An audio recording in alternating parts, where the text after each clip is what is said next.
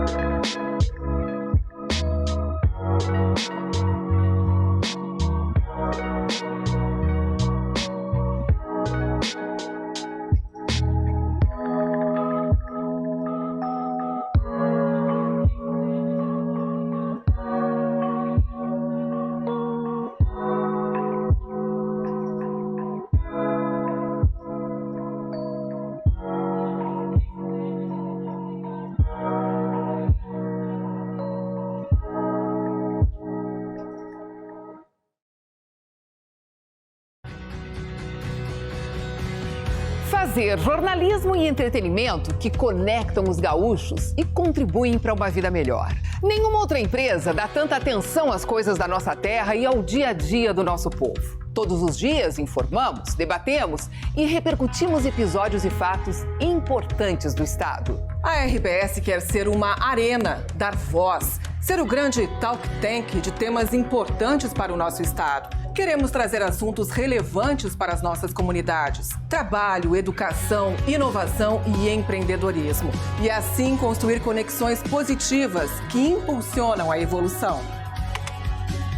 E na busca por relevância e conexão com o público, o papel dos jornalistas e comunicadores é cada dia mais importante. Queremos ter as vozes mais relevantes e, para isso, estamos abertos a parcerias e novos modelos de atuação. A partir do humor e da música, levamos leveza e diversão para o público na programação da rádio e da televisão. A maioria dos grandes eventos que vêm ao estado são realizados com a RBS, tanto na promoção quanto na produção. Com a Globo, temos em nossa grade os melhores programas de jornalismo e de entretenimento, com as maiores audiências do país. Há 4 anos lançamos GZH, que hoje conta com mais de 100 mil assinantes. E a meta para o futuro é audaciosa. Queremos aumentar a carteira de assinantes digitais em 50% nos próximos 3 anos e amplificar a atuação de todo o nosso portfólio digital, principalmente no esporte e no entretenimento. Interativo e segmentado. O rádio é sempre atual, é instantâneo, é móvel e pode ser consumido em qualquer lugar. Otimista com a TV aberta no Brasil, a RBS está atenta ao avanço pós-TV digital HD, que prevê tecnologias para personalizar conteúdo, direcionar a publicidade e trazer ainda mais funcionalidades e qualidade. A evolução dos aparelhos de televisão vai acelerar o surgimento de novidades. E pode ter certeza, vamos acompanhar essa transformação. A força da RBS no mercado publicitário reflete nossa forte relação com os gaúchos. Queremos ser parceiros de negócios das marcas que atuam em nosso estado. Acompanhamos a evolução. Combinamos novas ferramentas com a tradição e a liderança dos nossos ativos. Simplificamos as decisões e, com a nossa visão 360, entregamos mais do que se espera de um veículo de comunicação. E tudo isso só é possível graças às nossas pessoas. Quem trabalha na RBS acredita na comunicação e na diferença que ela faz, seja nos negócios dos clientes, seja na evolução da sociedade. São as pessoas que fazem a RBS ser a RBS.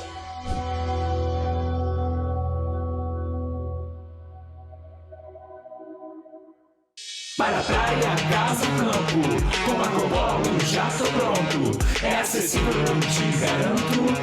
Chega junto, é o nosso encontro.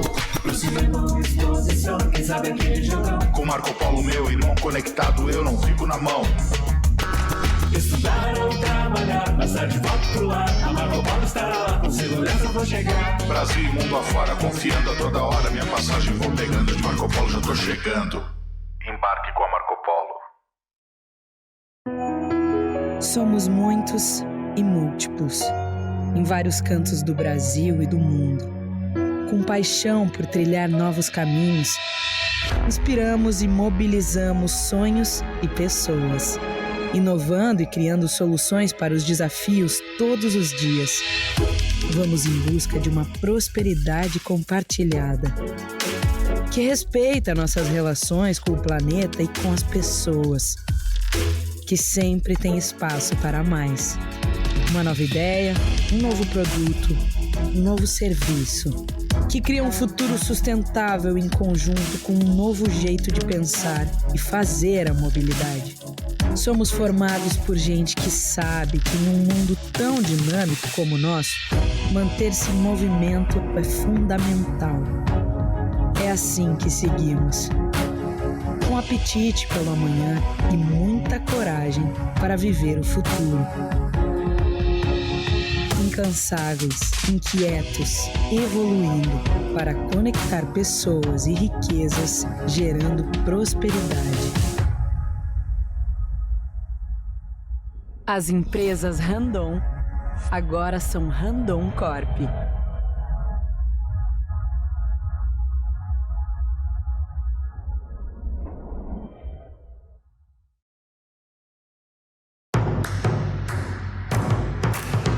Construindo soluções.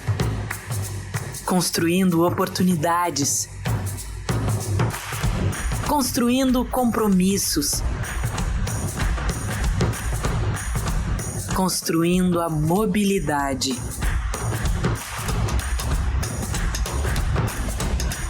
Empresas Randon. Agora são Randon Corp. Construindo o amanhã. Parceria. União de pessoas para alcançar um objetivo comum. Que outra palavra descreveria melhor o enlace de nossa história com Caxias do Sul? Uma história que entrelaça origens, culturas, ideais e o sonho de fazer daqui um lugar melhor para se viver. Sonho que foi semente e que encontra solo fértil em quem acredita que é possível fazer acontecer. Celebrando os 120 anos de sua história, a Sicredi Pioneira tem orgulho de dizer que acredita em Caxias do Sul, porque Caxias do Sul também acredita na Sicredi Pioneira. E essa parceria que valoriza as tradições e comemora conquistas, discute novos rumos e fomenta o amanhã, se solidifica nos frutos que colhemos juntos. Porque juntos construímos comunidades melhores. Sabe por que a UX é diferente? Porque tem o teu jeito e fala a tua língua. Somos a universidade com a força da comunidade. Uma universidade que olha para o futuro, que está no ranking das melhores do mundo, mas que também é daqui, a única da nossa região. Estude na UX. Acesse agora mesmo ux.br e saiba mais sobre cursos e formas de ingresso. UX, pessoas em movimento. Eu sou o BRDE e convido você a conhecer a transformação que realizo na vida de milhões de pessoas. Mesmo sem você perceber, eu estou ao seu lado. Pois quando transformo crédito em desenvolvimento através de empresas, prefeituras e indústrias, eu gero mais renda, emprego e qualidade de vida para você. Eu sou o BRDE, o Banco de Desenvolvimento do Sul do Brasil. É muito bom poder olhar para trás e ver de onde veio o meu resultado. A certeza de eu ter sido preparada para estar onde estou reforça que fiz a escolha certa. O dia em que descobri que poderia aprender tantas coisas novas. A satisfação de vivenciar projetos únicos que marcaram para sempre meu caminho. Quando me foi apresentado o futuro. Saber que meu aprendizado me ajudou a me tornar uma cidadã responsável com a sociedade, indo além dos livros didáticos.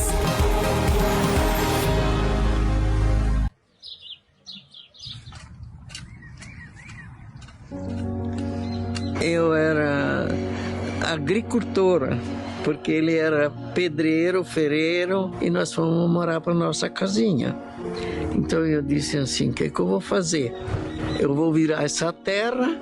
Ali eu comecei a plantar em volta da casa, e ele trabalhando, né, de pedreiro. Eu já tinha os 6 filhos. Plantava, vendia, fazia chimia, fazia pão, fazia tudo um pouco para vender, fazia sabão. Botemos ali uma bodeguinha assim, bem simplesinha. Nem interesse de fazer um mercado. Aquilo estava só para dar um dinheirinho a mais na família, né? Ao longo dos anos, o Super Andreassa estabelece relações próximas e duradouras com clientes, funcionários e fornecedores. Expande os negócios na região e se consolida como uma das principais redes supermercadistas do sul do Brasil. O Grupo Andreassa cresceu junto à região, ao lado das pessoas. No decorrer do caminho, reunimos sonhos, multiplicamos conquistas. Somos hoje mais de 40 lojas e 4.000 funcionários, que atendem em média 50.000 clientes por dia, consolidados em 3 marcas. Supermercados Andreassa.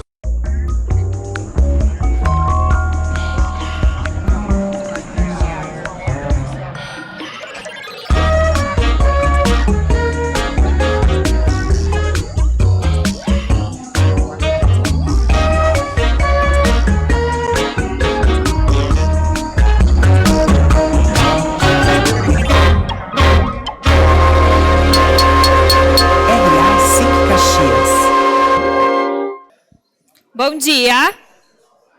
Senhoras e senhores, por gentileza, ocupem seus lugares.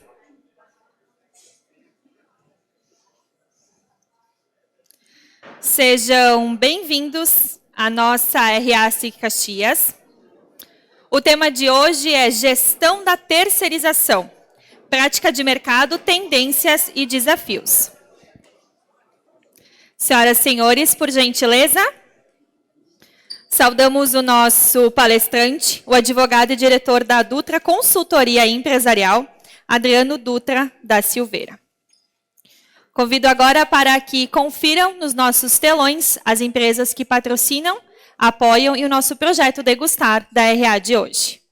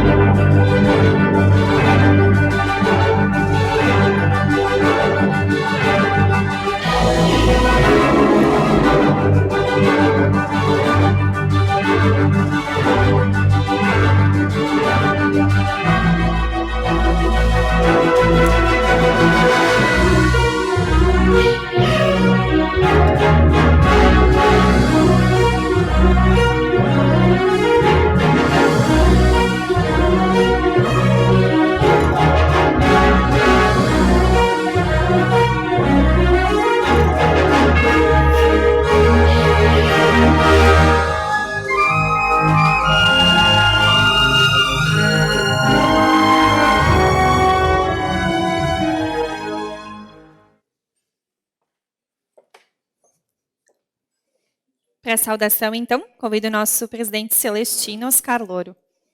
Cumprimento o nosso palestrante de hoje, o advogado Adriano Dutra da Silva. Bem-vindo, obrigado por escolher estar na SIC Caxias nesse final de manhã de hoje. Nosso secretário municipal de Recursos Humanos e Logística, Ronaldo Boniatti, presidente da Câmara de Vereadores, vereador Zé D'Ambros, a imprensa, senhoras e senhores. Um dos propósitos dos eventos que realizamos na SIC Caxias é justamente o de discutir temas de extrema importância e relevância para o mundo empresarial, para o ecossistema produtivo e para a economia como um todo. A terceirização é uma prática amplamente aceita pelas empresas e pelo mercado, pois ela é um sinônimo de competitividade, alta especialização, redução de custos operacionais, profissionalização, produtividade, eficiência e melhora no ambiente de negócios. E, além disso, ela também melhora a empregabilidade. Nossas empresas já têm inúmeros exemplos práticos e palpáveis de que o aumento da competitividade é, em grande parte, fruto da terceirização. Poderíamos citar alguns exemplos como o transporte, que permite que o contratante se dedique ao core business do seu negócio, e não àquilo que é acessório. A medicina também nos oferece exemplos claros de como funciona na prática a alta especialização decorrente da terceirização. No entanto, devemos destacar que a terceirização vai muito além desses benefícios imediatos. Ela também se tornou a grande indústria de oportunidades, impulsionando a formação de novos empreendedores, estimulando a criação de novos negócios e impulsionando a inovação e as tendências no mercado. Enfim, senhoras e senhores, sempre batalhamos pela modernização da legislação trabalhista brasileira, a fim de acompanhar o contínuo aprimoramento das relações de trabalho experimentadas em países desenvolvidos. A terceirização é uma bandeira histórica desta casa, defendida ao longo das últimas décadas. E hoje, em que pese as modificações e melhorias de que precisa, ela é uma importante medida adotada pelas empresas na busca de melhorar os seus processos de produção e a sua participação no mercado. Reconhecemos que a legislação atual precisa ainda se adaptar às demandas e realidades do mundo empresarial moderno, proporcionando um ambiente mais favorável ao empreendedorismo, à flexibilidade e à competitividade. Portanto, é necessário um esforço conjunto dos setores público e privado para promover as reformas necessárias, com base em boas práticas internacionais, a fim de sustentar o crescimento econômico e a geração de empregos de alta qualidade. Nesse sentido, eventos como este desempenham um papel fundamental ao reunir especialistas, empresários e autoridades para compartilhar conhecimentos e discutir desafios e soluções inovadoras. Assim que Caxias orgulha-se de ser um espaço de diálogo e intercâmbio, onde podemos promover o desenvolvimento empresarial sustentável e acolher o ecossistema produtivo de toda a nossa região. Senhoras e senhores, nós também queremos cumprimentar o Lar da Velhice São Francisco de Assis, pelo evento realizado na noite de sábado em prol da instituição, que cuida dos nossos idosos. Com alegria, a SIC participou com uma das cozinhas no jantar solidário Divino Peixe, unindo-se com toda a comunidade no intuito de ajudar o Lar da Velhice. Eu sempre digo, Dom José, que essa região foi formada e desenvolvida pela fé, pelo trabalho e pela dedicação.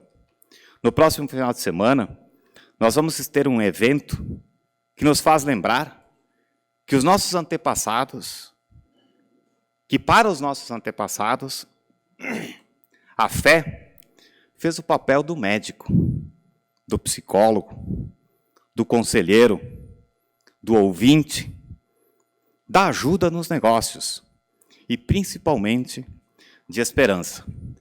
Fica o convite para que todos nós estejamos presentes com a nossa fé, ou presencialmente, ou através das nossas orações, nas homenagens a Nossa Senhora do Caravaggio, no próximo final de semana. Muito obrigado e uma boa reunião almoço a todos.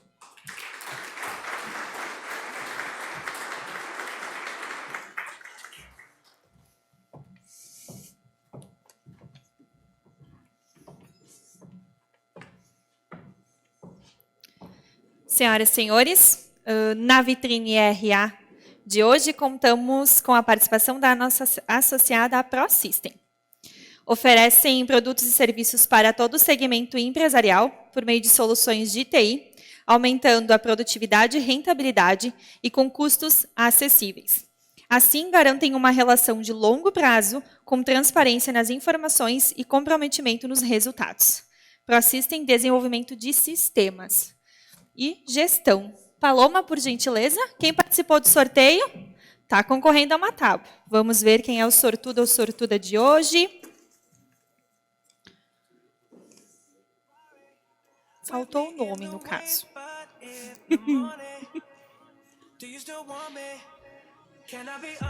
Renata Azeredo, isso? A Renata está aí, parabéns, então pode retirar o teu brinde no espaço da nossa associada.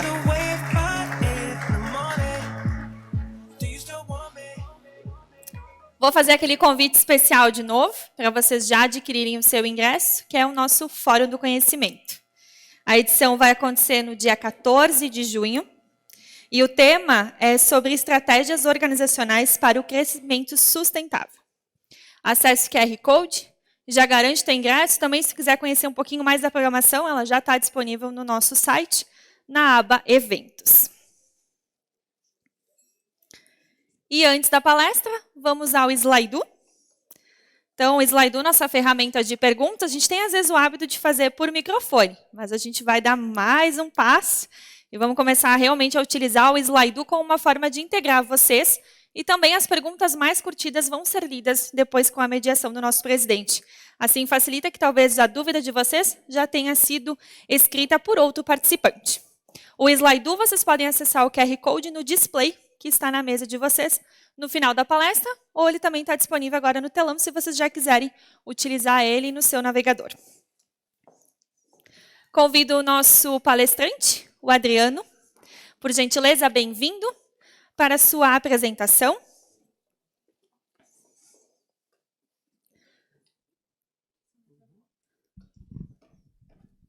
O palco é do senhor, fique à vontade. Boa palestra. Bom dia, muito obrigado a todos. O presidente já saudou aqui as autoridades, então queria saudar a todos, né? E pessoalmente quero dar um destaque especial para o nosso bispo, né? Então, uma alegria tê-lo conosco, uma honra, né? E também os representantes do Legislativo e do Executivo. Muito bem-vindos. Um agradecimento especial ao presidente pelo convite e ao Zuco, né? Que junto com o meu amigo Benetti lá, fizeram essa intermediação e me fizeram o convite para participar. Pois bem, pessoal, então eu vou falando aqui, vocês se divirtam. Eu já comi uma saladinha, só para não ficar com muito ciúme de vocês, né, enquanto vocês comem, mas fiquem à vontade. Né? E é uma alegria muito grande estar em Caxias do Sul.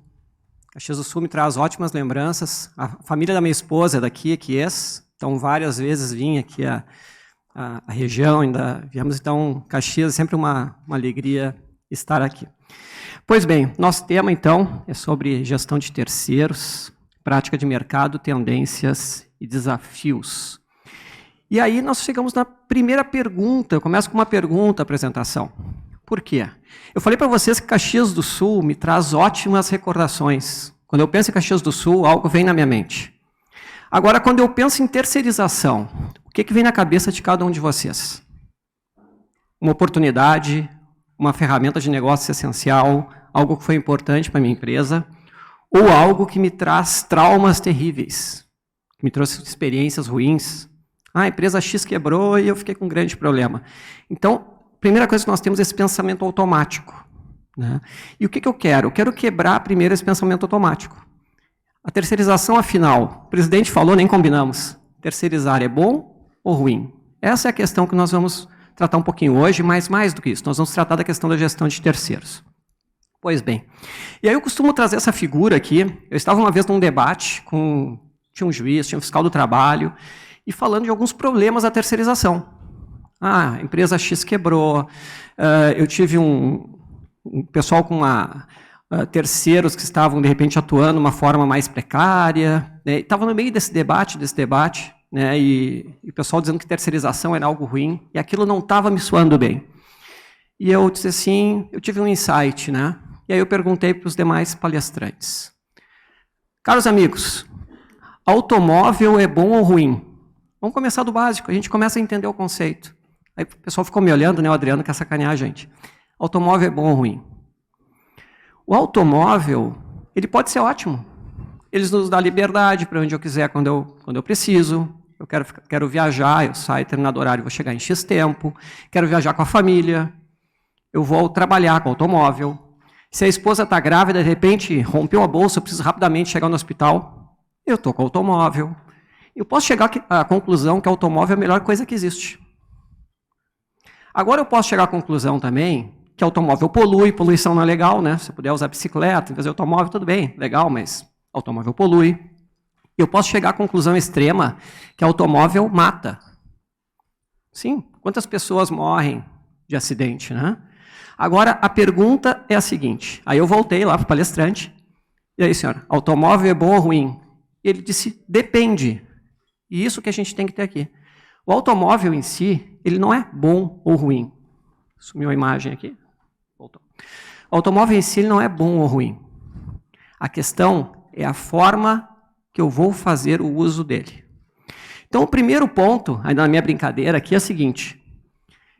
Eu devo ter um automóvel ou não? Eu posso não ter. Eu posso andar de táxi, eu posso andar de aplicativos, né? Eu posso andar de bicicleta, eu posso alugar um automóvel, ou eu posso comprar um automóvel. Então, a minha primeira decisão é se eu devo ter ou não. A segunda é que tipo de automóvel eu preciso. Eu não posso ficar andando na serra aqui, no cascalho, lá, né, chegando lá num sítio que eu tenho ali com uma Ferrari, não vai dar certo, vai quebrar tudo. Eu não posso querer andar em alta velocidade com um 4x4, eu não vou ganhar a corrida. Então, eu tenho que conseguir comprar o automóvel adequado para a minha necessidade. Então, gente, o final da conclusão, lá nesse dia que eu tive, é o seguinte: não é o automóvel que é bom ou ruim, é sim se eu escolhi o que deveria ter e a forma que eu vou conduzi-lo. E aqui está a terceirização. A terceirização não é por si só boa ou ruim. Às vezes se tenta colocar uma pecha, terceirização precariza. Gente, não é verdade. O que eu tenho é o bom uso da prática e o mau uso da prática. Senão seria como proibir, ninguém mais pode dirigir, porque tem pessoas que dirigem embriagadas. Não, ao contrário. Vamos punir, vamos tirar a carteira de quem está embriagado. Né? Vamos caçar a carteira. Então, essa que é a tomada diferente. Então, gente, a terceirização em si não é boa ou ruim. E aí, continuando com a minha brincadeira, então vamos brincar com a terceirização. Em algum momento, eu tenho que decidir se eu quero terceirizar ou não. Eu tenho que escolher que tipo de carro eu quero, que tipo de prestador eu quero. Aquele que cobra bem baixinho, né, que tem um preço muito baixinho, ou eu quero alguém mais estruturado.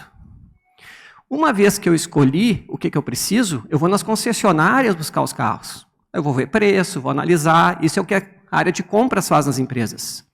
E, por fim, chega o dia que a gente tem que buscar o automóvel lá na concessionária, tem uma fita vermelha em volta e eu tenho que pegar aquele automóvel. E aquele automóvel, a área de compras vai pegar e vai entregar para o gestor do contrato, alguém que vai lidar com o terceiro durante toda a vida. E esse cara aqui, que pode começar, muitas vezes, a gerar passivo. Então, gente, brincadeira à parte aqui, terceirização não é boa ou ruim. O que acontece, às vezes, é que eu terceirizo o que eu não devo, o que é estratégico. O que acontece, às vezes, é que eu escolho mal meu parceiro. O que acontece é que eu não faço manutenção e prevenção dessa relação. Por quê? Se eu escolher bem, eu vou ter uma relação muito boa. E a gente tem várias práticas de terceirizações muito bem-vindas. Então, gente, a primeira coisa é tirar o preconceito. Vai dar certo ou errado. Para dar certo ou errado, depende unicamente da gente. Tá? Mas, queira ou não, isso aqui é uma realidade. Isso aqui acontece. Então, o que nós podemos fazer para prevenir passivo? Eu não escolhi botar o nome de nenhuma dessas empresas aqui. O problema, isso aqui está na internet. Isso aqui saiu no jornal. Então, o que acontece? Quando eu tenho um problema com a terceirização mal feita, às vezes o risco de imagem é de quem? Do tomador de serviços. Quem é que vai aparecer na capa do Pioneiro? Quem é que vai aparecer na capa da Zero Hora, na capa do Estadão, né, na capa do G1? A empresa contratante. Então, se isso aqui é uma realidade, é porque nós temos coisas para corrigir. Tá bem? Um segundo ponto que eu peguei aqui, isso aqui ó, são dados do Tribunal Superior do Trabalho, são os maiores pedidos em reclamatória trabalhista. O que é que se pede mais? Então, aqui a gente tem uma série de pedidos. Eu estou pedindo parcela rescisória que eu não recebi, eu estou pedindo FGTS que não foi pago, eu estou pedindo hora extra que foi paga menor, eu estou pedindo uma equiparação salarial, estou pedindo insalubridade, o que for. Isso aqui são os pedidos. Se isso aqui é o que mais tem na Justiça do Trabalho, de pedidos de reclamatórias, de onde é que surge essa reclamatória? Surge ou do empregado próprio, ou do terceirizado. Essas são as fontes. Então, se eu estou contratando uma empresa terceirizada, o que eu posso fazer para prevenir que esse monte de passivo aqui entre na minha empresa? O que eu posso fazer para que eu não tenha passivo e não gere aquela precarização que tantas pessoas falam? Então, gente, a grande palavra aqui é prevenção. Tá? Então, o que acontece? Então, é isso que a gente vai falar hoje. Eu vou falar um pouco sobre as boas práticas, o que as empresas têm feito para evitar passivo, para contratar bem os terceiros e para conseguir ter uma terceirização responsável com menos problemas e também para conseguir trabalhar com um gabinete de crise quando tiver alguma eventualidade. Tá? Então, primeira coisa, rapidinho só, eu vou passar alguns conceitos para todo mundo entender que está falando a mesma coisa. Primeiro, o que eu posso terceirizar? A terceirização ocorre quando uma empresa, essa aqui, ó, passa parte das atividades para outra. E hoje nós temos, desde a reforma trabalhista, uma segurança jurídica, uma lei nos dizendo o que eu posso terceirizar. E diz o quê? Que terceirização é transferência de qualquer atividade, inclusive a principal. Ponto. Posso terceirizar qualquer coisa? Posso. Esse é o ponto número 1. Qualquer coisa? Posso. Devo? Não. Poder é uma coisa, dever é outra. Mas eu posso. Por que eu posso? Porque antes tinha aquele conceito de atividade fim, atividade meio, e ninguém sabia o que era fim e o que era meio. Essa era a verdade lá atrás. E às vezes nós tínhamos 2 processos iguais. E o juiz da primeira vara de trabalho decidia de um jeito, e o da segunda vara de trabalho decidia de outro. Então, em virtude disso, essa legislação veio muito bem. Foi lá na reforma trabalhista, um pouquinho antes, ali, 2017, né? Dando a liberdade para terceirizar qualquer coisa. Mas desde que não tenha fraude. Porque aqui está muito claro que quem dirige, quem contrata, quem se relaciona com o terceirizado é a empresa prestadora. Então, eu sou a tomadora, contratei uma empresa prestadora, e essa empresa que vai se relacionar com seus funcionários. Isso parece óbvio, mas às vezes não é o que é seguido. E lembrando só, para acabar os conceitos, que também existe a subcontratação. Eu posso estar contratando eu contratei uma empresa e ela passou parte dos serviços para outra. Então, isso aqui é conceitualmente que nós temos. Se esse é o conceito, agora nós vamos chegar no tema do passivo. Lembra aquele monte de pedidos de reclamatória? Né? Lembra aquelas empresas ali que ficaram com nome e com risco de imagem por algum problema que nós tivemos durante o processo? Qual é o problema, qual é o tipo de passivo que nós podemos ter com a terceirização? Existem 2 grandes tipos de passivo. O primeiro deles é referente à chamada responsabilidade subsidiária. O que acontece? Uma empresa contratou a minha empresa tomadora, contratou a empresa prestadora, e essa empresa tem pessoas lá. No final da linha, se aquela pessoa lá entende o seguinte, olha, eu acho que eu não recebi minhas férias, ou eu não recebi minhas rescisórias, eu acho que me pagaram errado determinada parcela. O que ele vai fazer? Ele vai entrar com uma ação contra a empresa prestadora e contra a empresa tomadora. É isso que ele vai fazer. E aí, qual é a responsabilidade? Entrei com a ação, ganhei R$5.000. Quem é que tem que pagar os R$5.000? A empresa prestadora. Agora, se essa empresa não consegue pagar, existe a responsabilidade subsidiária da tomadora. A tomadora vai ter que pagar os R$5.000. Se eu estou falando de R$5.000, está fácil, né? Mas se eu tenho uma ação de 50 mil, uma ação de 100 mil, o negócio fica um pouquinho mais complicado. Então, o primeiro problema que a gente pode ter com a terceirização é isso, a chamada responsabilidade subsidiária. O que vai acontecer, então, a partir daí?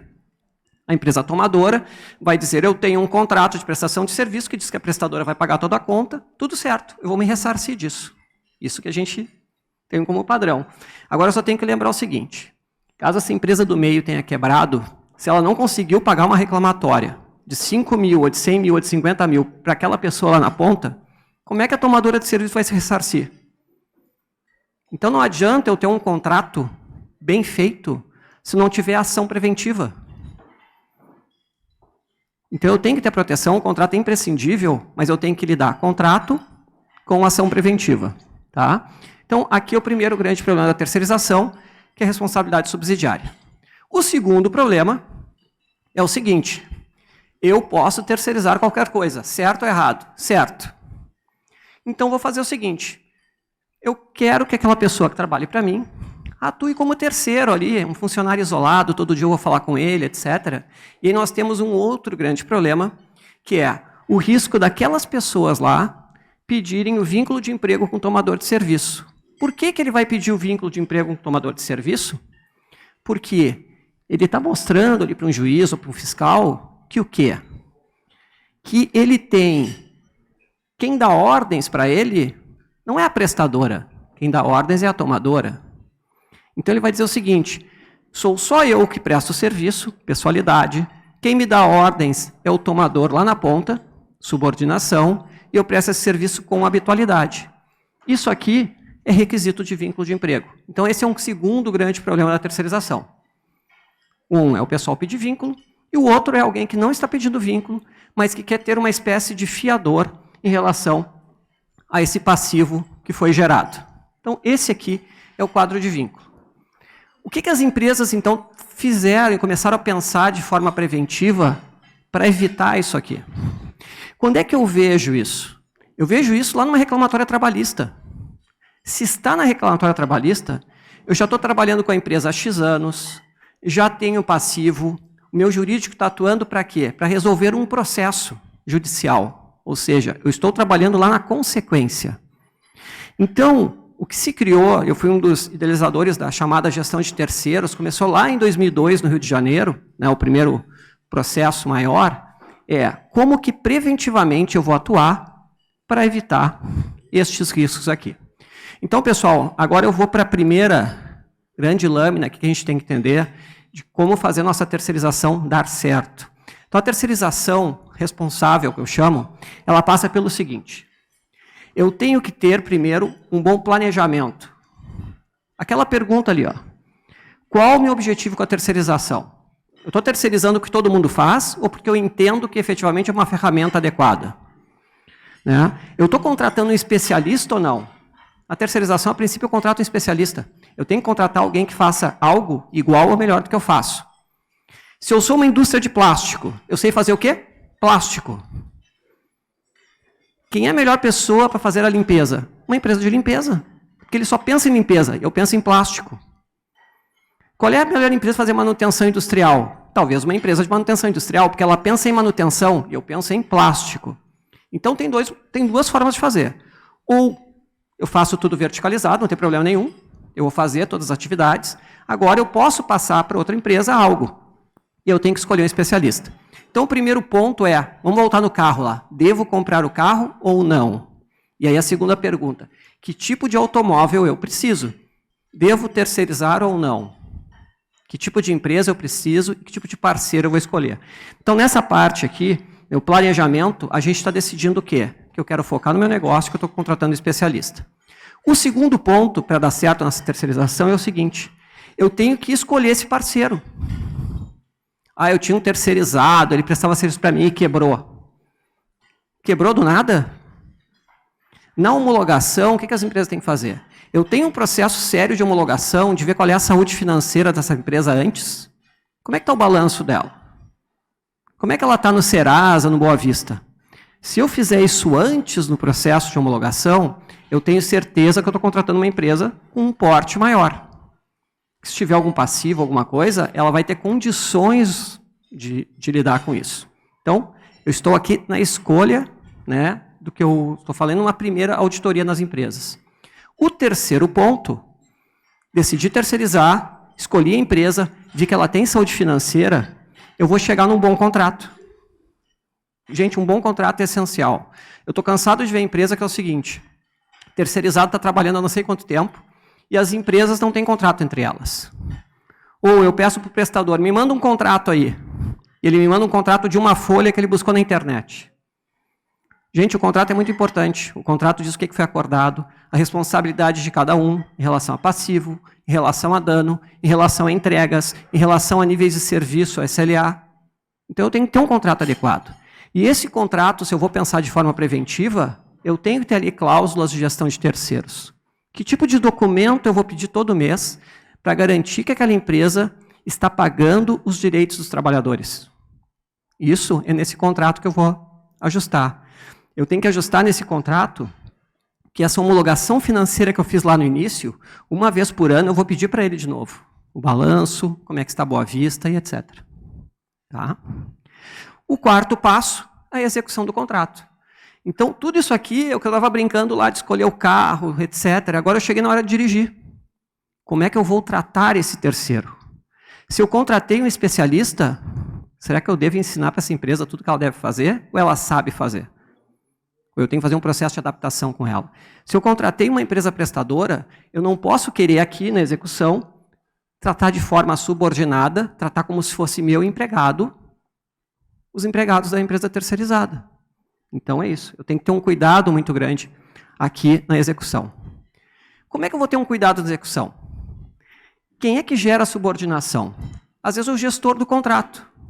O cara é engenheiro, super qualificado, sabe tudo sobre aquele serviço que está sendo feito de manutenção, só que ele não sabe o que é subordinação, por exemplo. Eu gosto de dar um exemplo assim, imagina o Sebastian Vettel, piloto de Fórmula 1, sabe dirigir, monta e desmonta o automóvel dele, tenho certeza, né? Agora eu boto ele para dirigir em Caxias do Sul. Se ele não souber ler as placas, ele vai ser multado, vai estacionar no lugar proibido. Então, esse gestor, que às vezes só sabe questões operacionais, a gente tem que dar instrumentos para ele entender como que ele deve tratar o terceiro. E, por isso, as empresas elas devem ter políticas de terceirização. Como que se trata o terceiro do ponto de vista de ética, como que se trata o terceiro do ponto de vista de diversidade, como se trata o terceiro em relação à subordinação, até onde eu posso ir ou não. Então, tem uma série de questões que a gente tem que colocar. Então, nós temos que regularizar. Olha, terceiro aqui tem que usar uniforme tal, terceiro tem que usar equipamento de proteção individual, isso tem que ser fiscalizado. São condições que a gente tem que fazer que funcione. Terceiro tem que entregar a folha de pagamento todo mês, porque eu quero conferir se ele está pagando corretamente seus empregados. Tá? Então, isso aqui passa pelas políticas e por treinamento dos gestores. E aí, nós chegamos, finalmente, na chamada gestão de terceiros, que é um processo de quê? Da gente rotineiramente, como tomador de serviço, estar verificando se aquele prestador de serviço cumpriu suas obrigações. Então, gente, assim, fiquei enrolando vocês até agora. Eu tenho 2 grandes slides, um vai ser no final e outro agora. O primeiro é esse. Se eu quero terceirizar bem, eu tenho que entender que eu tenho que ter isso aqui. Eu tenho um bom contrato. Ok, eu tenho um pedaço. Eu tenho normas de terceirização. Legal, tenho 2 pedaços. Eu escolhi bem a empresa e eu faço uma homologação. Eu olho a saúde financeira. Empresas com mais de 35% de dependência econômica não trabalham comigo. Legal, eu tenho homologação. Só que, por prática, e pelo que eu conheço de mercado, a gente precisa ter tudo isso aqui. E ninguém tem tudo isso aqui. Sempre, como qualquer pessoa, as empresas também, a gente tem pontos fracos, pontos mais fortes. Então, a gente tem que conseguir estar aperfeiçoando isso aqui. Para quem é das empresas, tem aquela questão de PDCA, da gente estar revendo os processos continuamente. É isso. Nós temos que estar revendo isso aqui tudo continuamente. E aí nós chegamos efetivamente na gestão de terceiros. Então, o que é gestão de terceiros? Gestão de terceiros é um processo aonde? Vamos lembrar, o que eu tinha lá? Eu tinha aquele quadro ali. O que eu posso fazer para evitar passivo? E eu vou dizer para vocês como é que surgiu isso. Sabe como é que surgiu isso? No passado, eu fiz muito contencioso, eu fiz muita ação trabalhando com advogado de empresa. Aí eu chegava na audiência, esse cara é um terceirizado. Ele disse que nunca recebeu férias. Eu, sim, cadê a empresa terceira? Quebrou. Não tem documento nenhum? Não, não tem. Eu não sei se o cara trabalhou para mim ou não. Eu não sei durante quanto tempo. Eu não tenho documento. O que a gente fazia? A gente botava o nariz de palhaço e ia tentar fazer uma defesa quase impossível. Aí, a partir daí, se pensou o seguinte, o que eu faço? Se o juiz consegue descobrir que o cara não recebeu algo, a empresa tem condições de descobrir isso antes, durante o contrato. E aí, então, se pensou no seguinte, eu tenho que monitorar essa empresa prestadora durante o contrato. Isso aqui é o que se chama de gestão de terceiros. Gestão de terceiros é quando eu tenho uma equipe interna, ou terceirizada também, um terceiro especialista, fazendo isso. Monitorando mensalmente se aquela empresa prestadora está conseguindo pagar FGTS, INSS, salário. Tá? E aí o que se descobre? Que quanto mais se monitora e quanto mais se orienta a empresa prestadora, menor o risco de passivo. E com isso, o que eu tenho de efeitos? Olha que legal isso aqui.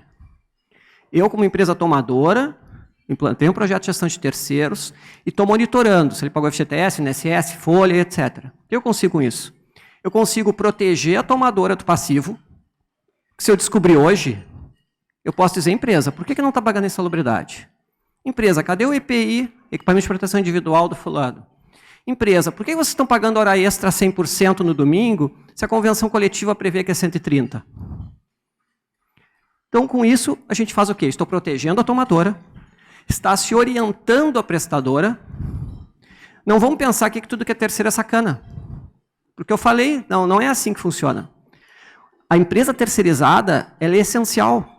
E ela é especialista. O que acontece é que a gente tem uma legislação complicadíssima.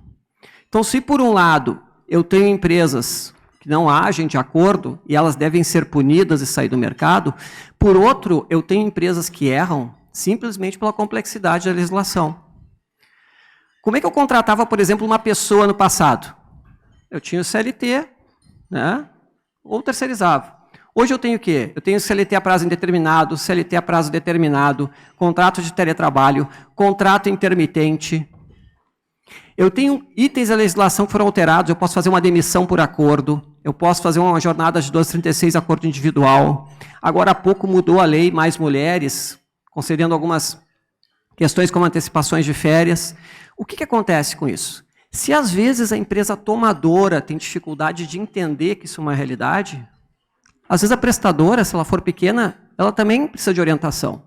Então esse processo aqui, ele não é só uma auditoria, vamos cuidar porque o terceiro está errado. Não, não é isso.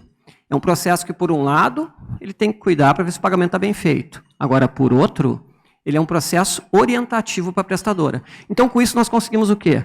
Proteger a tomadora de serviço, proteger a prestadora de serviço e proteger o funcionário lá na ponta. Porque se eu estou trabalhando todo dia e não recolhe meu FGTS, o que é melhor? Lá no final eu entrar com uma ação e ganhar a ação, ou durante o contrato, alguém identificar isso, fazer com que eu receba, não lá daqui a 5 anos, mas amanhã. Se a hora extra não está sendo paga, é melhor ganhar lá no futuro num processo, que eu tenho ingressado no processo, ou caso alguém identifique, fazer que esse pagamento ocorra antes. Tá? Então isso aqui é gestão de terceiros. Então, basicamente, como é que funciona o processo de gestão de terceiros? O que as empresas fazem hoje? Ou por uma equipe interna ou equipe terceirizada, tem empresas especialistas nisso. Normalmente tem um software atrelado, porque tem muita empresa assim, eu faço gestão de terceiros, eu faço gestão dos documentos com Excel. Pessoal, Excel é uma calculadora, há muito tempo a gente não pode mais usar ele para isso. Hoje tem softwares vários no mercado para ajudar nesse processo aqui. Então, como é que funciona? Vou pegar um exemplo aqui. Mensalmente, a empresa prestadora de serviço informa para a tomadora quem está trabalhando. Olha, quem está fazendo a sua manutenção industrial é o Adriano, é o João da Silva e o Pedrinho. Esses caras que estão trabalhando aí dentro. Eles que vão acessar a planta da sua fábrica, eles que vão acessar o escritório da sua empresa, eles que vão acessar a sua loja. Ah, legal, sei quem são. Se eu sei quem são, eu tenho condições de pedir os documentos dessas pessoas. E aí se monta um checklist documental, onde todo mês a prestadora repassa para a tomadora os documentos da equipe que está trabalhando. Então, eu posso repassar o que o pessoal já faz historicamente, CNDs, eu posso passar a CRF, né, para a FGTS, eu posso passar uma CND federal. Só que muita empresa sempre achou que receber CNDs evitava passivo. E ela não é o único elemento de evitar passivo, ela é um deles. Por exemplo, né, se eu sou um prestador, né, de não boa índole, quero fazer uma fraude. Daqui a pouco eu não estou pagando, eu tenho 100 funcionários, estou recolhendo FGTS de 50 e estou juntando a CND para todo mundo. Então a gente tem que dar um passo além. E esse passo além envolve mais documentos. Então, o que acontece?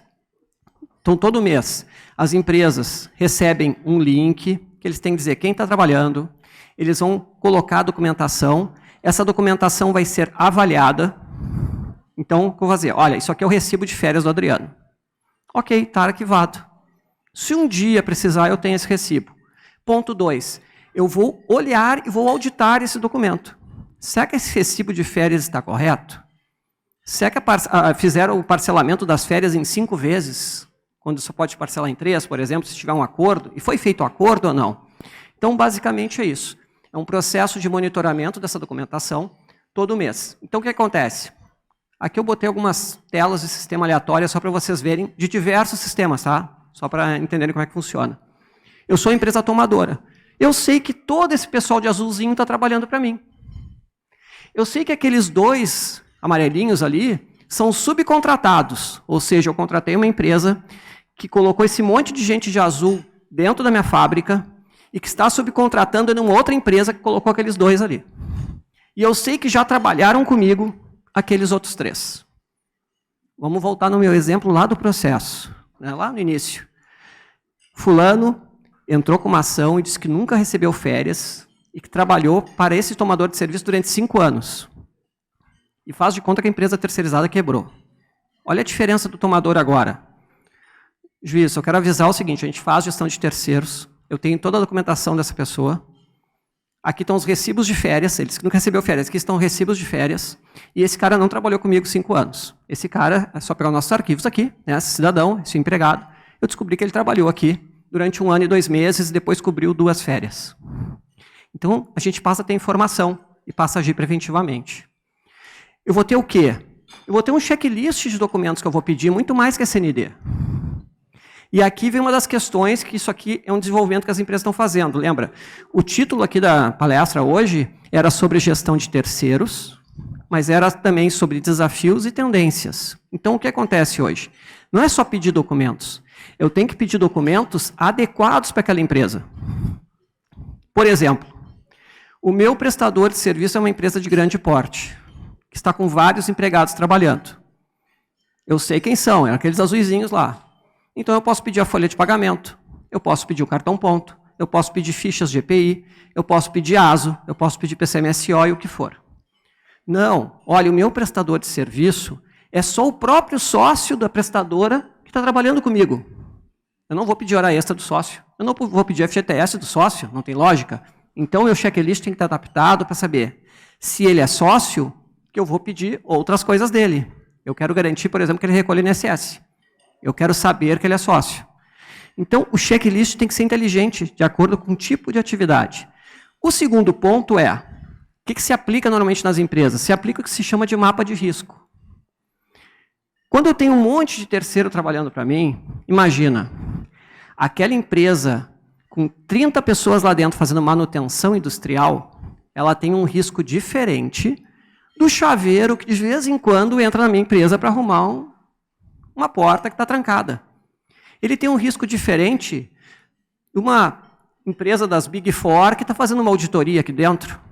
Ele tem um risco diferente do cara que está fazendo a nossa jardinagem aqui, né, determinado tempo.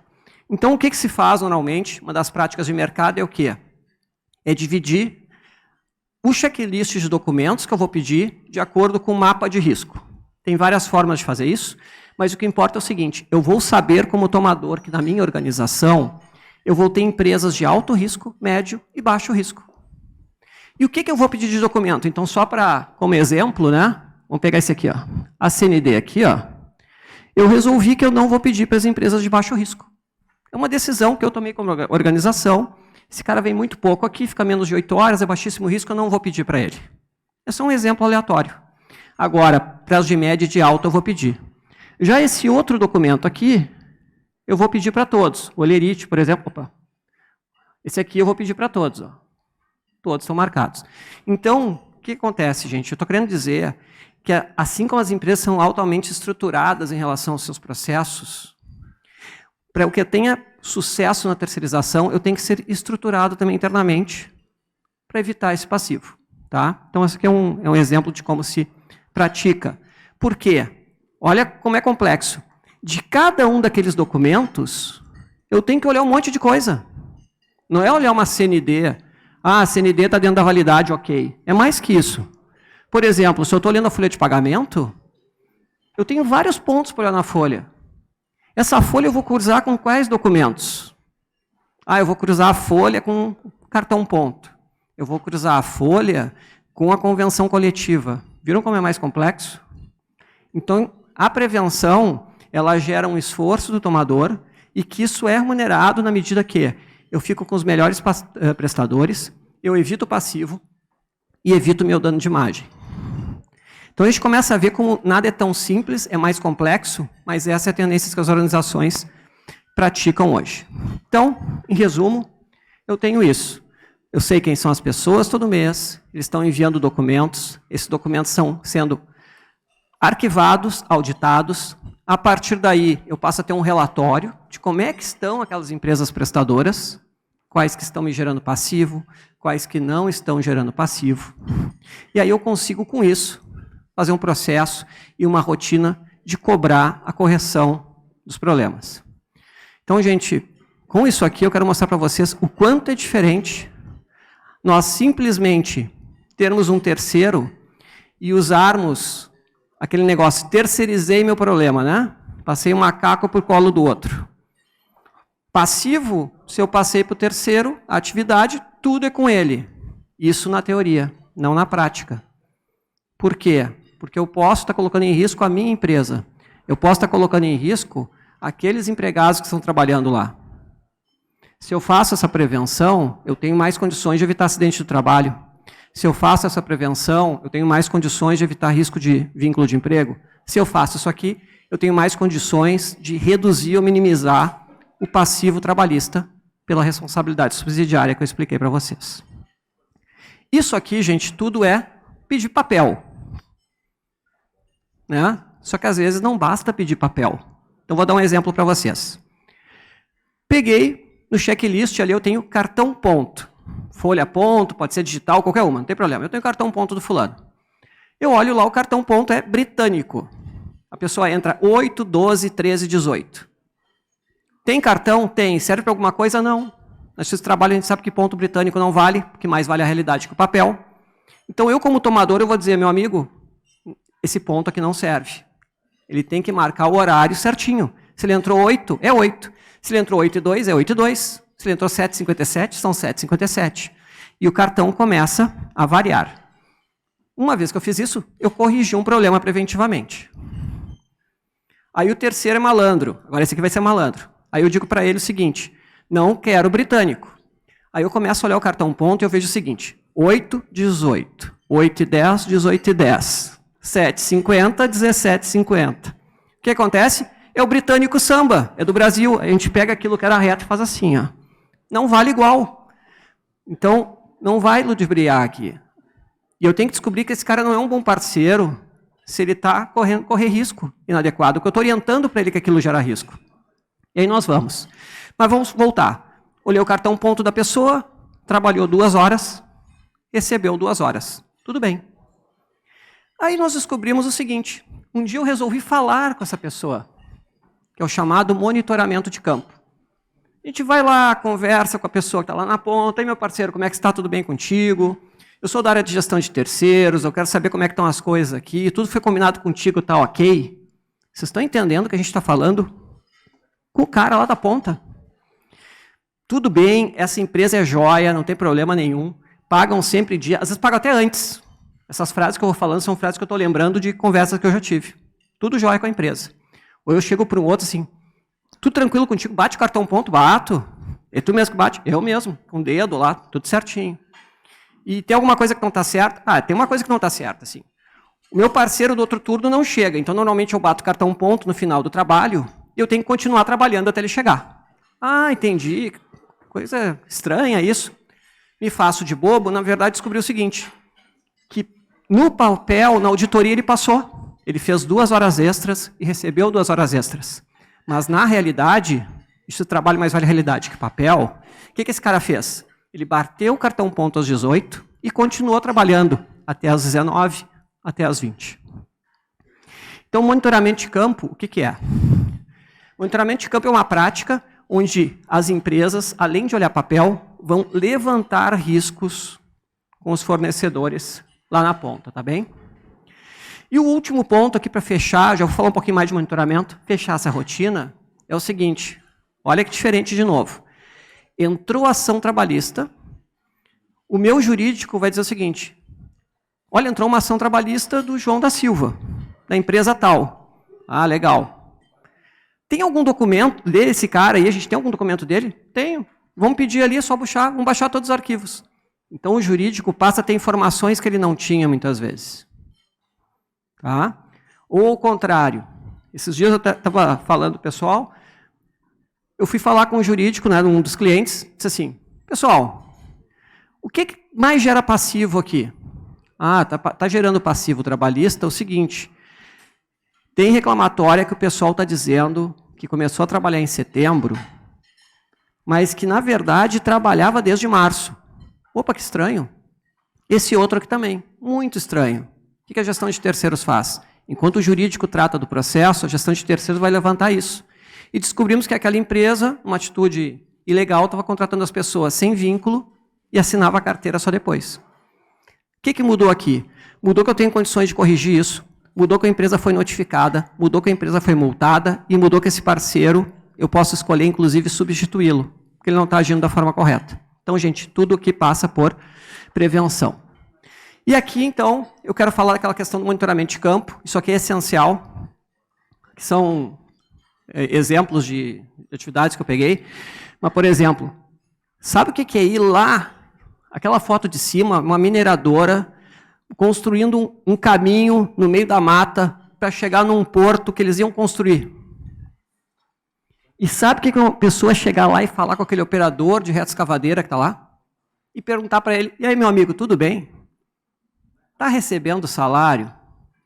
Como é que estão os EPIs aí? Vocês têm água gelada? Ou seja, por que a gente não faz antes, esse foi o raciocínio, por que a empresa não faz internamente, ou com apoio de fora, aquilo que o fiscal faz? Aqui eu faço e descubro o problema antes. Ou eu vou na indústria. Agora, por exemplo, a semana eu estou indo fazer um monitoramento de campo de uma parada de fábrica. Parada de fábrica é o seguinte, uma empresa com 1000 funcionários para tudo, porque tem que fazer uma manutenção do maquinário. E entram outros 1000 terceiros ali para ficar 90 dias. Onde é que esse cara está dormindo? Ele está dormindo em alojamento, está dormindo em hotel, ele recebe comida. Ele pode se deslocar ou não pode? Ou ele fica trancado numa fazenda e não pode sair? Ele pode usar transporte público? Como é que estão as condições de higiene do local? Tem chuveiro? E a gente fala. Eu vou pegar exemplos que eu já tive, né? Vários, né? Tem milhares positivos, é claro, mas tem os negativos, é no negativo que a gente vai trabalhar para corrigir, porque a gente quer evitar fraude. Aí uma vez eu cheguei para o cara o seguinte, e aí pessoal, tudo bem? Tudo bem. Estão dormindo ontem numa casa lá. Quantos quartos tem? Um quarto. Quando vocês são 12? Ah, que estranho. Como que é isso? Dorme 12? Não, eu durmo no papelão. Ah, entendi. Mas não é frio. Começa uma brincadeira, mas essa brincadeira é o seguinte, eu descobri que tem gente dormindo no papelão. Imediatamente a gente vai na empresa, pessoal, risco de trabalho escravo. Vamos evitar isso agora, ação imediata, comitê de crise. O cara não pode dormir no papelão. A empresa tomadora queria isso? Claro que não queria. Não tinha nem ideia que isso estava acontecendo.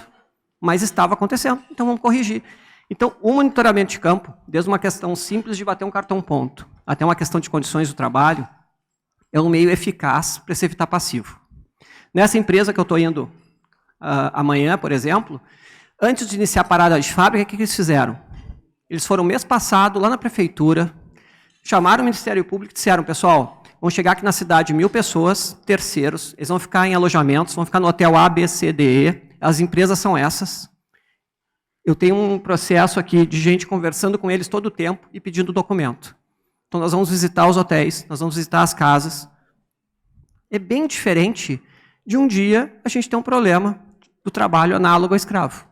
Ou seja, a empresa fez algo para garantir proteção dos trabalhadores, como eu falei, orientação para o prestador e proteção de passivo para a própria empresa e, além de passivo, evitar dano de imagem. Tá? Então, gente, o que nós temos aqui como boas práticas de terceirização? Eu falei que eram 2 slides importantes, vai ter um terceiro que é esse do meio aqui. Os passos que normalmente a empresa tem que tomar, então, para ter uma terceirização adequada. Primeira coisa, a parte de planejamento. Eu sei quantas empresas trabalham para mim, eu sei quem são essas empresas, eu sei como é que está economicamente, se elas têm condições, qual é a dependência econômica delas, qual é o tipo de vínculo que eles vão ter com os empregados aqui. Então, isso aqui é o que a gente chama ali, uma espécie de entendimento. Que tipo de documento eu vou pedir para cada empresa? Lembra que eu expliquei para vocês? Eu vou criar um mapa de risco, tem empresas que me geram maior risco ou menor. Então, tudo isso aqui é feito nessa primeira etapa. Uma segunda etapa é a questão de eu criar minhas regras. Que tipo de atividade eu posso terceirizar? Eu aceito que uma empresa prestadora contrate outra subcontratação ou não? Ou eu aceito a subcontratação só se eu previamente autorizar? Aqui já fica uma das dicas. Não tem problema subcontratar, mas eu preciso saber, né? Porque senão eu acho que é o Joãozinho que está trabalhando lá, quem está trabalhando é o Pedrinho de uma outra empresa. Aí eu peço documento para essa primeira e a segunda não me entrega nada.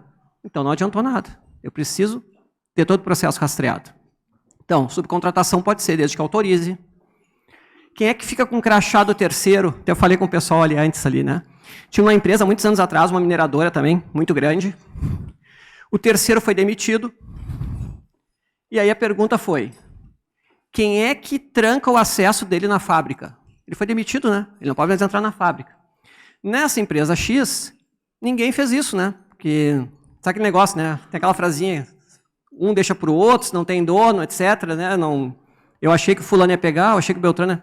Ninguém evitou o acesso da pessoa. Esse terceiro, durante 45 dias, após ser desligado, entrava na empresa, ia no refeitório, almoçava e ia embora. Ele acessava a minha organização por 45 dias. Se ele fosse mal intencionado, ele podia ter roubado algo. Se ele fosse distraído, pelo menos, ele podia ter sofrido um acidente ali dentro. Vai que ele é atropelado dentro da fábrica. E eu vou explicar que ele não tem vínculo de emprego, que ele estava lá dentro. Tinha uma outra empresa que era parecido, o cara pegava o crachá e ia no futebol do sábado, lá na associação da empresa, ele entrava como, eu sou terceiro, posso entrar. Não, ele era desligado, ele não podia estar lá. Tinha até testemunha, né? Tinha um time inteiro de testemunha de que ele era da empresa. Então, eu tenho que ter regras, eu tenho que treinar os meus gestores em relação a como tratar com a terceirização. Então, olha que a diferença aqui. Sei onde estou, criei regras para minha companhia e vou treinar as pessoas para lidar com isso. E a partir disso, eu vou conseguir montar um processo de gestão de terceiros, de efetivamente estar monitorando essas empresas, de estar pedindo documento e auditando. E, por último, entender que isso aqui é um movimento vivo. Né?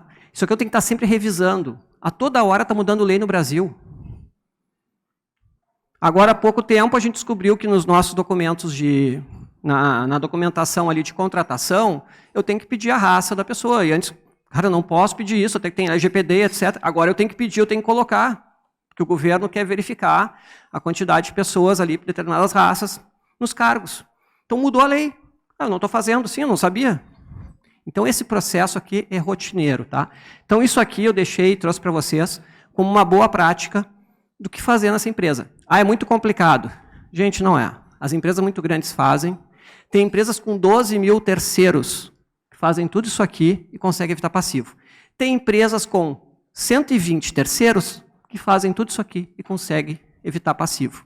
É claro, as soluções para uma empresa de 120 terceiros é diferente da solução de uma empresa de 12 mil terceiros.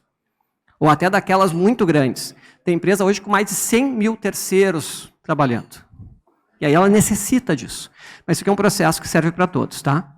O que passa com isso? Aqui são imagens que eu fui pegando, aleatório, eu mudei números para não ter problema, para identificar cliente. Mas eu passo a ter relatório gerencial, gente.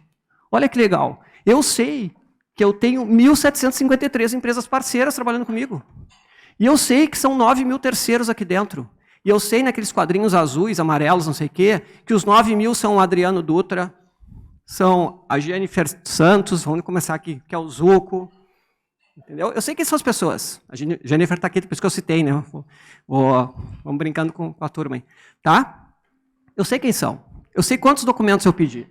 Eu sei que os terceiros estão me entregando 88% dos documentos dele.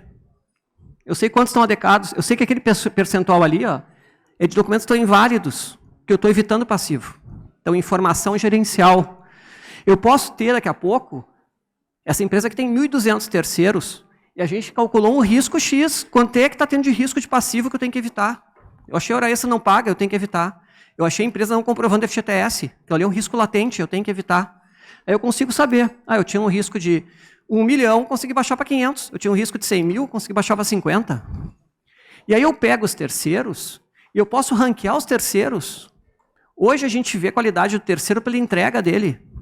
Ele entregou no prazo ou não? Entregou com qualidade ou não? Eu posso entregar no prazo, entregar com qualidade e não pagar nenhum funcionário. Está errado, tem que estar junto aqui. Então, normalmente se ranqueia os terceiros. E o ranqueamento não é só para punir. Tem muita empresa hoje, a gente trabalha com isso aqui de duas formas. Meu amigo, tu não está entregando os documentos, teu pagamento, ou parte dele, eu vou fazer uma retenção, eu vou te aplicar uma multa, até que corrija esse passivo. Não é, não, vou bloquear tudo. Não tem como, porque a empresa tem que trabalhar. Mas eu vou bloquear um pedaço, eu preciso que tu corrija isso aqui. Esse é um lado da moeda. O outro lado da moeda. Olha essa empresa aqui de cima. Entrega bem, entrega no prazo, entrega com qualidade e não tem passivo trabalhista. O que eu vou fazer? Eu vou premiar ela no final do ano. Ela vai ganhar um selo da minha empresa. Ela vai ganhar um troféu da minha empresa, porque ela é um bom prestador de serviço. E quando eu tiver novas contratações, eu vou priorizar contratar as empresas que estejam adequadas. E a gente começa a limpar o mercado. Então, hoje, existem empresas, indústrias que já fazem isso. Vai ter uma preferência de contratação àquele prestador que gerou menos passivo. Isso eu estou falando de grandes relações. Tá? E aí posso ter informações gerenciais das mais diversas. Tá? Então, isso aqui é só para vocês verificarem como muda. Essa empresa que tinha uma questão de diversidade, de inclusão, ela precisava saber quantas pessoas tinham de cada sexo, de formação, de grau de execução também, porque eles tinham um programa para isso. Tá? Então, para finalizar, né? Quanto tempo eu tenho? Acabou, não tem mais tempo. Não, eu vou acabar. Então, para finalizar, isso aqui para dar certo, a gente precisa do seguinte, ó. Quais são os desafios da gestão de terceiros? Tá? A legislação é complexa, toda hora está mudando. Se eu, como grande, tenho dificuldade, o pequeno também tem a mesma, eu tenho que orientá-lo. Ponto 1. Ponto 2. Aquele checklist de documentos, eu tenho que estar toda hora revisando. Tem que ver se eu não estou pedindo mais documento que o necessário. Às vezes a gente quer ser mais realista que o rei e fica cobrando documento que nem eu tenho na minha empresa. Eu tenho que ter um cuidado com isso. 3. Todo o processo tem que ser revisado continuamente. Eu tenho que ter as políticas que eu falei para vocês. Eu tenho que implantar bonificações, que é aquilo que eu acabei de falar agora. Não é penalizar só. Por que eu não bonifico? Não dou prêmio para quem me presta um bom serviço? Tem que cuidar, é claro, agora tudo isso aqui é adequado à legislação de proteção de dados. E aqui a gente tem uma questão, a gente está pedindo documentos para cumprimento de obrigação legal. Então, se a gente tem uma sentença trabalhista, a empresa tomadora é condenada porque ela tem culpa em elegendo, ninguém mandou eleger mal o prestador, e culpa em vigilando, ninguém mandou vigiar mal o prestador. Eu posso vigiar o prestador. Não vou pedir mais que necessário porque tem LGPD, mas eu posso pedir isso aqui. E hoje automação. Hoje muitas empresas, softwares, já fazem parte da análise de documentos com inteligência artificial. Tá? Em 3 minutos, eu sei se a CND está adequada ou não, eu sei se o pagamento foi adequado ou não. Tá? E por último, que isso aqui também, para quem tem multinacionais, são projetos que normalmente têm se implantado em outros países, o mesmo processo do Brasil. E para mostrar só que isso aqui eu não estou falando em teoria, isso aqui é uma pesquisa que saiu da KPMG, foi em 2020, com entrevista a 1.100 executivos de 14 países, incluindo o Brasil, nas áreas de energia, varejo, automotivo, etc., e 77% afirmou que o programa de gerenciamento de risco a terceiros é uma prioridade estratégica na organização. E a maioria, 74%, indicou uma preocupação de que as organizações precisam urgentemente tornar esse programa mais consistente. Então, pessoal, para encerrar só, eu vou lá para o início. Eu posso terceirizar ou não posso, mas se fizer, eu tenho que fazer de forma correta. E aí o que vale para a nossa vida, vale para as empresas também. Eu vou me resgatar aqui da primeira carta de São Paulo aos Coríntios, onde diz, tudo me é permitido, mas nem tudo me convém. É assim para a nossa vida, é assim para a empresa. Eu posso terceirizar qualquer coisa, mas não necessariamente eu devo fazê-lo. Agora, se eu fizer, eu tenho que fazer com responsabilidade. Muito obrigado.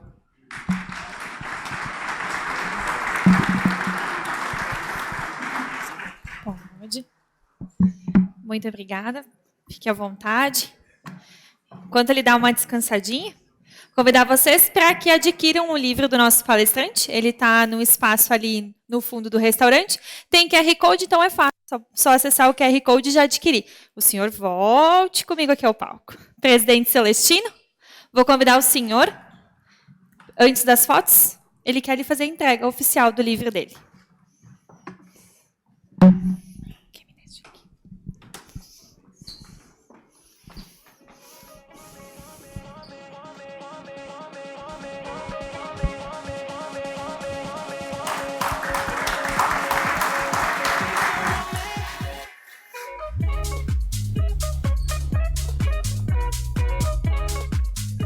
Presidente, é com o senhor. Obrigada.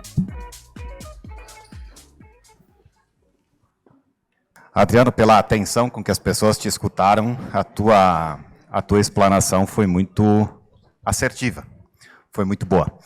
Eu tenho aqui uma quantidade bem expressiva de perguntas, eu vou pedir a gentileza da nossa plateia, que ao final o Adriano responde individualmente as que nós não pudermos fazer em função do tempo. Então, a nossa primeira pergunta é do presidente do nosso presidente da Câmara de Vereadores, vereador Zé D'Ambrós, ao microfone. Boa tarde já para nós, né? A nossa Câmara de Vereadores já terceiriza muitos setores, a limpeza, a segurança, a TV. E o nosso serviço público da cidade, hoje temos as duas UPAs, uma das UPAs que é a gestão aqui da UX e a outra é uma empresa de São Paulo, o qual atende bem pior que a nossa gerida por Caxias. Temos também na educação infantil 49 escolas infantis que são compartilhadas, que não são servidores do município. Veja que na Câmara tenho 2 motoristas que vão se aposentar. Não compensa gastar 200 mil para fazer um concurso e contratar 2 motoristas. Então nós vamos terceirizar.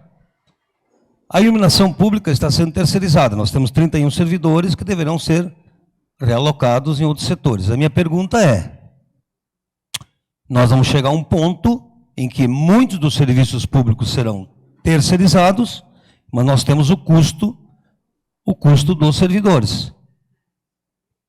Qual a sua opinião? Porque é muito diferente do privado. Qual a sua opinião sobre o futuro do serviço público? Obrigado pela pergunta. A minha opinião é a seguinte, na minha concepção, eu sou um pouco mais pela liberdade em relação às empresas privadas. Acho que a gente tem, às vezes, excesso de regulação em relação às empresas privadas. Então, às vezes, tem coisa na lei ali que não precisaria ter, mas detalhe, nós temos hora extra na Constituição, por exemplo. Então, às vezes, muita regulação para a empresa privada. Por outro lado, eu entendo que, para o poder público, deve haver muita regulamentação. Então, a terceirização hoje, no mesmo barco, está praticamente a regra de público e privado. É claro, no público tem uma lei de licitações, né? Só que o que acontece às vezes? Às vezes é tão amarrado no serviço público pela lei de licitações que às vezes maus empresários se beneficiam disso, com preços baixíssimos concorrem. Então, às vezes, muito do problema da terceirização, às vezes ocorre mais na empresa pública que na privada, ou no ente público. Por quê? Porque às vezes o pessoal se beneficia de não pagar corretamente, etc. Então, o que me parece? Assim, me parece que as regulações deveriam ser diferentes. Acho que seria um avanço no Brasil se a gente tivesse uma regra para o governo, né, para o Estado, município, etc., e para empresas públicas em geral, né, talvez até uma regra para a Petrobras diferente do que para a empresa privada. Então, eu acho que passa um pouco por aí. A gente tem uma falha, um problema quando a gente trata da mesma forma a todos. Me parece um pouco por isso, tá? E o emprego público, eu tenho que passar pelo concurso, eu tenho uma série de coisas adequadas. Então, o seguinte, a terceirização, se a gente efetivamente contratar um especialista, vai ser bom para o serviço público. Mas mesmo na empresa privada, por mais especialista que seja uma empresa, ela se reporta a um gestor, a empresa se reporta a um gestor da empresa contratante. Então, o serviço público não vai deixar de existir. É preciso que ele tenha pessoas altamente qualificadas para conseguir gerir esses prestadores. Então, esse movimento é um pouco perigoso, porque assim, às vezes a gente está perdendo pessoas com experiência, né, já servidores de carreira, e trocando por isso, às vezes, empresas que às vezes se beneficiam, né, dos amarras da legislação para praticar preços inadequados, etc. E com isso, às vezes, gera um problema com a terceirização. Então, hoje, o que eu digo assim, é mais fácil a gente ver um escândalo, de repente uma empresa fechou as portas, às vezes prestando serviço para o serviço público e para o privado. Mas é pela amarra da forma de contratação. Agora, o remédio aqui é para os dois. É importante, normalmente, que se tenha, que o serviço público entenda que tem que fiscalizar essas pessoas. Ainda mais, né, o bispo está aqui, né? A gente não convence por palavras, nós convencemos por testemunho. Então, o governo muito mais. Então, terceirizar, eu tenho que escolher bem e eu tenho que fiscalizar essas empresas.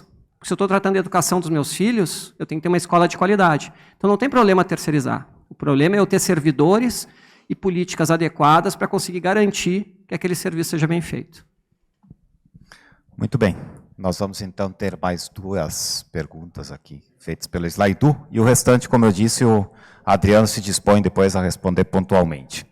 A top 1 aqui é para que você fale um pouco sobre a terceirização através do MEI, do microempreendedor individual. Pessoal, é o seguinte, ó. A gente tem que entender uma questão conceitual primeiro, que eu tentei passar rapidinho ali, tá? Eu posso terceirizar qualquer coisa, inclusive minha atividade principal. Agora, a CLT não mudou em relação a dizer o que é vínculo de emprego. Eu vou começar por aí a minha resposta. Se eu tiver um empregado, como eu falei ali, só ele me presta serviço. Eu dou ordens para ele, ele trabalha todo dia, o meu risco de geração de passivo trabalhista de vínculo de emprego é muito alto. Então, qual é o problema? Posso terceirizar com o MEI? Sim, posso. Só que este MEI tem que ter uma autonomia para que ele consiga praticar as atividades. Se eu estiver colocando o MEI como uma casca para dentro ter um empregado, vocês vão ter passivo. Esse que é o problema. Esses dias eu peguei uma empresa, nesses processos aqui, era um MEI prestando serviço. O cara fazia instalação. Não vou dizer do que, tá? Serviço de instalação e manutenção. Eu fui olhar os documentos. Sabe o que era a empresa dele?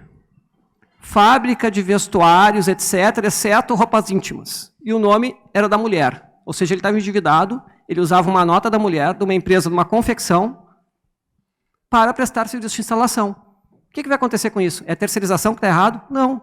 Eu contratei errado o parceiro, porque eu não escolhi ele. Então, assim, ó, o MEI, eu sou a favor do MEI. Só que a gente tem que entender que tem limites para atuação. Se eu chamo, vamos pegar um MEI. Eu peguei um MEI que faz a minha parte para a questão de comunicação. Tranquilo. O cara vai me dizer como é que eu tenho que fazer com o meu Instagram, como é que eu tenho que fazer com o LinkedIn, ele vai me ajudar a colocar artigos nos jornais da região, etc. Tem problema ele ser MEI? Não, ele é especialista, ele está com total liberdade me ajudando.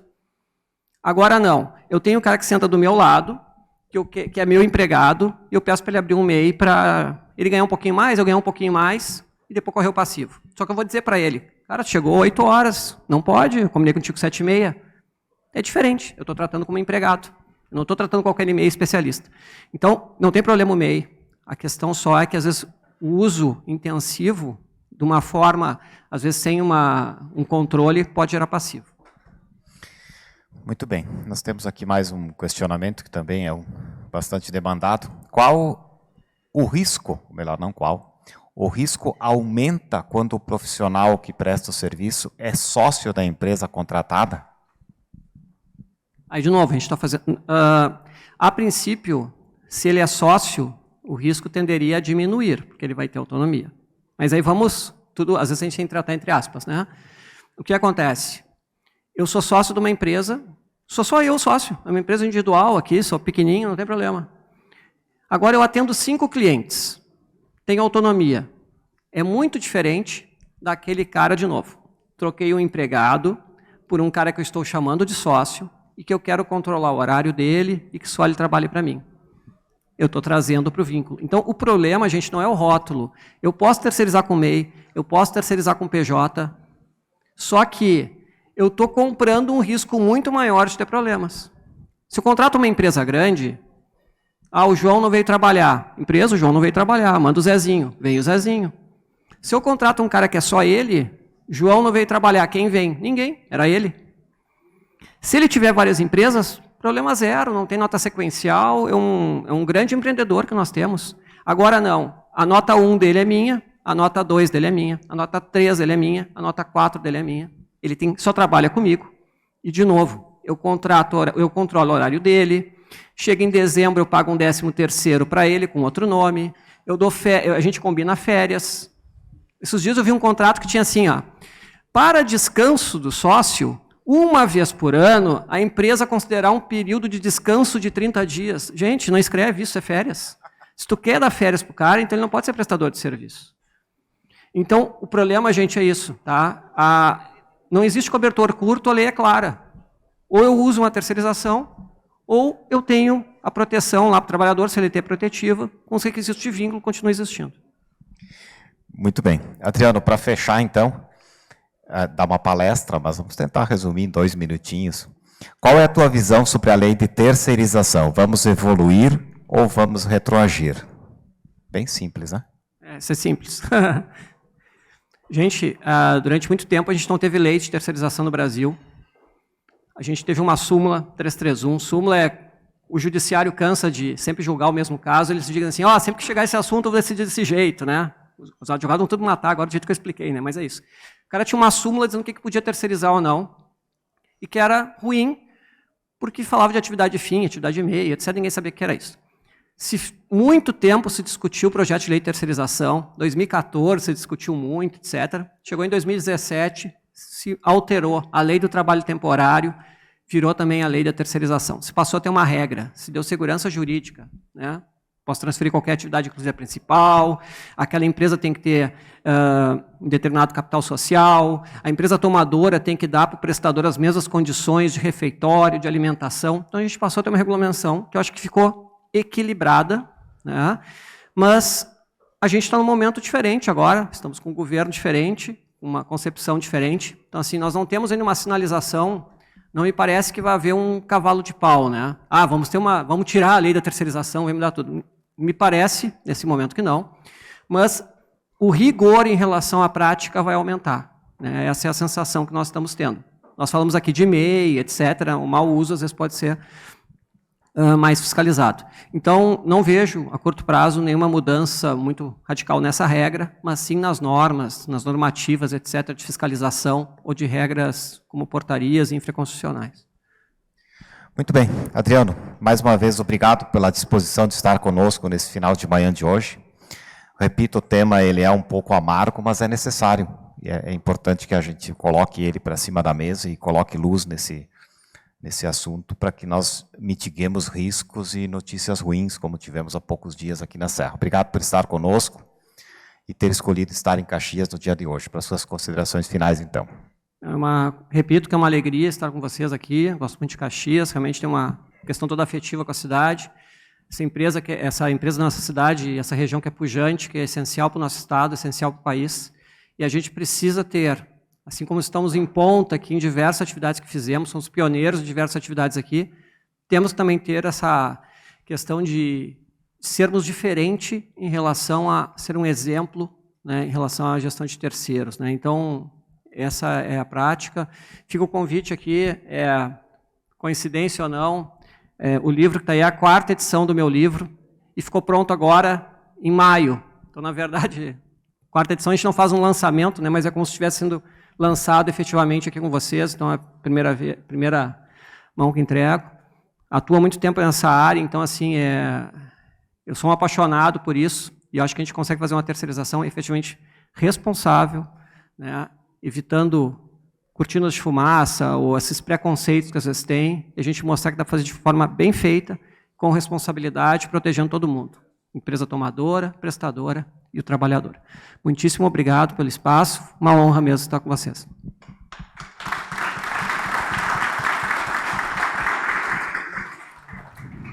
Muito obrigado a cada um e a cada uma. Fica o convite para a próxima segunda-feira. Nós teremos um tema aqui importantíssimo sobre infraestrutura. Infraestrutura que tem sido também uma das pautas muito fortes aqui da casa. Nós vamos falar sobre 448 e sobre BR-116. Muito obrigado, uma boa semana a todos.